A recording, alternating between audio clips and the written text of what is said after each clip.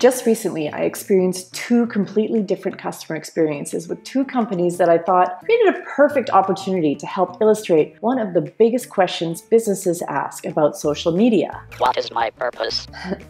No, not that question. The question is, how do I get rid of bad reviews online? I'm going to give you a how-to and how not to scenario through my own recent personal experiences. My name is Tara and this is Truly Social.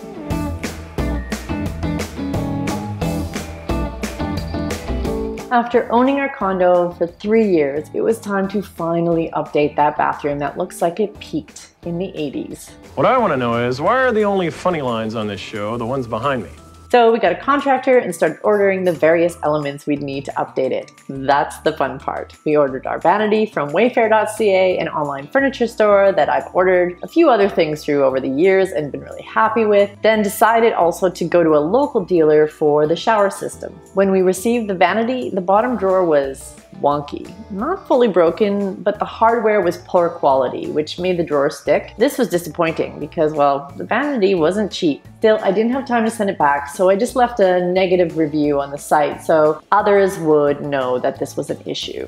Over to the shower system. We had some help from a really nice salesperson at the local store we went to and ordered something that looked like it was what we needed. We wanted something in brass or gold color. So when we looked at the model in the store, it appeared to be the right shade, but when it arrived and we went out to the store to pick it up, it looked too silver. So we asked for a refund right there. We would have probably turned around and bought another model, but the store manager said to us, "We're charging you a 25% restocking fee." Surely you can't be serious. I am serious. And don't call me Shirley.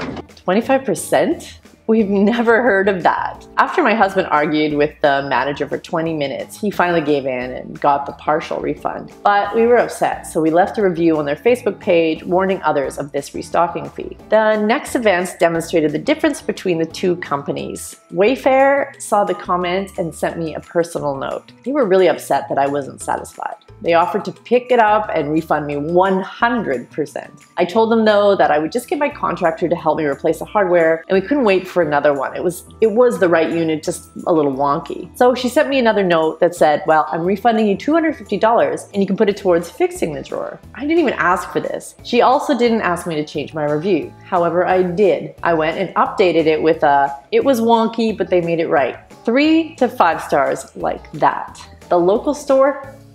Well, their response was very different. First off, their owner went to my YouTube channel bringing along a friend or maybe a coworker and left some trolling comments. I blurred out names to protect the store because this is not about revenge, but really, how old are you? Then they went over to the review on Facebook and put a long rant about how I use my influence to bring down small businesses and how they were right to charge us the 25%. Since that day too, I've experienced all sorts of random trolling online, saying that my ideas are stolen, really resonant of that original message. Now, I can't prove that this is related to the store, but seeing that I've never received comments like that before, and well, now I am, I'm guessing that they're still lashing out at me. I'm taking back control of my life, Bob. As long as you all are under my roof, things are going to be done my way. So who do you think I'm going to spend more money with and recommend to others in the future? And who do you think I'm going to warn others against? Oh. This reminds me of the parable of the sun and the wind, where the sun and the wind have this crazy contest on who can remove the jacket from a random person below. The wind blows and blows and blows like crazy, but the person clutches the jacket tighter and tighter until the wind is out of breath. Then the sun comes along and just warms up gently. Soon enough, the person removes their jacket.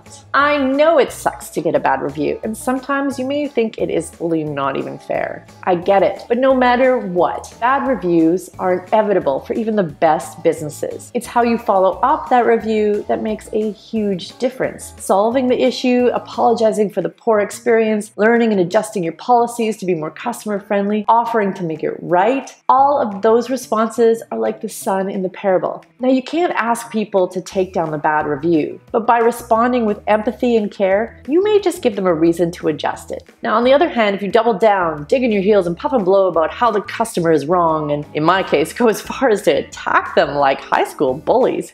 What are you thinking?